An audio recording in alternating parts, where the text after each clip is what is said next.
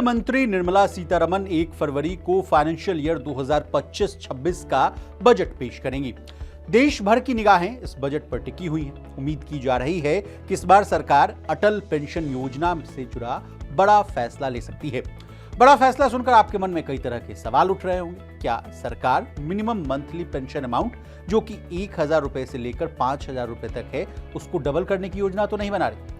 इसके अलावा इस रिपोर्ट में हम आपको अटल पेंशन योजना की शुरुआत कब हुई, आवेदन करने का प्रोसेस क्या है और तो और इस योजना के शानदार फायदे क्या हैं, बताएंगे सब कुछ आज के इस डिटेल रिपोर्ट में। नमस्कार, आप देख रहे हैं मनी 9 और मैं हूं आपके साथ विशाल शर्मा।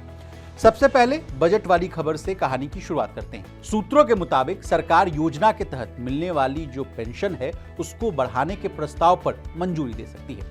फिलहाल मिनिमम मंथली पेंशन अमाउंट 1,000 रुपए से लेकर 5,000 रुपए तक। हालांकि ये आपके कंट्रीब्यूशन पर तय होता है कि आपको कितना पेंशन मिलेगा, लेकिन न्यूनतम गारंटीड राशि जो है उसको 5,000 रुपए से बढ़ाकर 10,000 करने का प्रस्ताव जो है अंतिम चरण में है और बजट में इसकी घोषणा भी हो सकती है। बता दें कि अटल पेंशन योजना सरकार की एक ऐसी पेंशन स्कीम है जिसका मकसद गरीब और असंगठित क्षेत्र में काम करने वालों को बुढ़ापे में आर्थिक मदद मुहैया कराना है। साल 2015-16 में pension fund regulatory and development authority यानी कि जिसको आप PFRDA के नाम से जानते हैं, उसकी तरफ से शुरू की गई इस स्कीम में पैसा जमा करने वालों को 1,000 रुपए से लेकर 5,000 रुपए तक मंथली पेंशन मिलता है।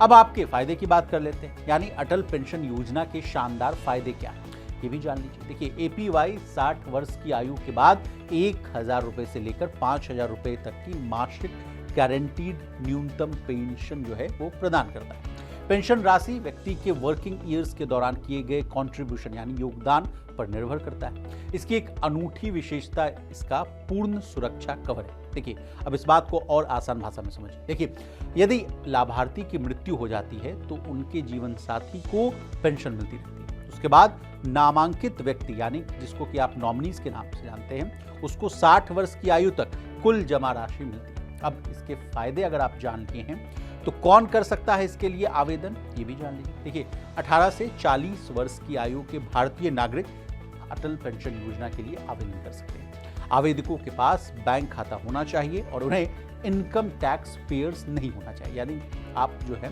इनकम टैक्स नहीं देते हो वही व्यक्ति जो है अटल पेंशन योजना को खुलवा सकता है। डिजायर्ड पेंशन राशि के आधार पर योगदान जो है अलग अलग हो सकता है। ऑफलाइन आवेदन करने के लिए बचत खाते वाले अपने बैंक में जाइए, रजिस्ट्रेशन प्रोसेस को भरिए और आवश्यक डॉक्यूमेंट्स जो हैं उनको जमा करिए।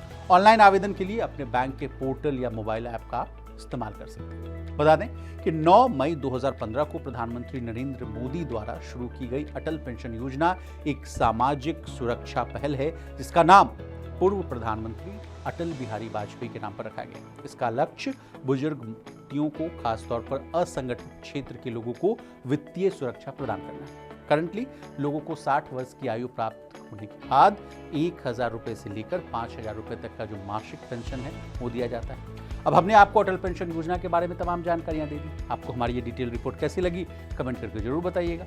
इसी तरह बिजनेस जगत से जुड़ी तमाम ताजा तरीन खबरों के लिए बने रहिए हमारे साथ और देखते रहिए मनी 9।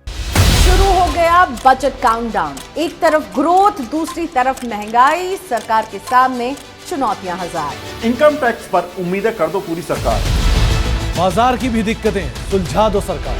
सरकार के ऐलान और शेयरों में हलचल, शेयरों में हो रहा हर दिन नुकसान। आपकी उम्मीदें और सरकार का एक्शन, अपना घर हो जाए कुछ ऐसा कर दो जुगाड़। बजट का सबसे पहले मिलेगा एनालिसिस। मनी 9 पर होंगे बड़े एक्सपर्ट जो सबसे पहले आपके लिए करेंगे बजट को डिकोड। 1 फरवरी सुबह 8 बजे से बजट को समझिए आसान भाषा में सिर्फ मनी 9 पर।